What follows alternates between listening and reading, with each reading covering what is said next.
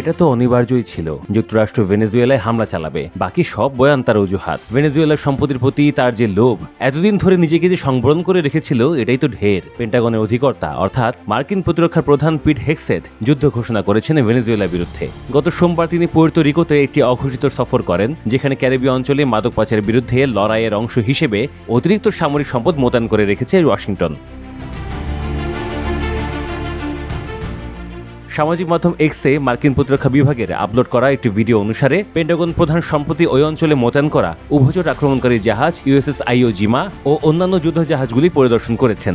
পরিদর্শনের সময় পিট হেগসেথ মার্কিন সামরিক সদস্যদের উদ্দেশ্যে বলেন, যদি শান্তি ভালোবাসেন তাহলে যুদ্ধের জন্য প্রস্তুত হন। পরিদর্শনের সময় পুয়ের্তো রিকোর গভর্নর গঞ্জালেস কোলন মার্কিন জাতীয় নিরাপত্তার জন্য পুয়ের্তো রিকোর কৌশলগত মূল্য এবং ওই অঞ্চলে মাদক কার্টেলের বিরুদ্ধে লড়াইকে স্বীকৃতি দেওয়ার জন্য হেগসেথের মাধ্যমে প্রেসিডেন্ট ট্রাম্প এবং তার প্রশাসনকে ধন্যবাদ জানিয়েছেন। কোলন সেখানে আরও বলেন যে ক্যারিবীয় অঞ্চলে মাদক স্বৈরশাসক নিকোলাস মাদুরোর হাত রয়েছে। সে যাই হোক, যুদ্ধের চূড়ান্ত দামামা তাহলে বাঁচতে চলল। পাল্টা পদক্ষেপ হিসেবে কারাকাসও নিজের উপকূলবর্তী 4টি প্রদেশ ও একটি দ্বীপে ব্যাপক নিরাপত্তা জোরদার করেছে। দেশটির প্রতিরক্ষা মন্ত্রী ভ্লাদিমির পাদ্রিনো লোপেজ এক ভিডিও বার্তায় জানান, প্রেসিডেন্ট নিকোলাস মাদুরোর নির্দেশে সব ধরনের সেনা ও সামরিক সরঞ্জাম মোতায়েন করা হয়েছে। নিরাপত্তা ব্যবস্থা জোরদার করা হয়েছে জুলিয়া, ফালকো, নুয়েভা এসপার্তা, সুক্রে এবং ডেল্টা আমাকুরো অঞ্চলে।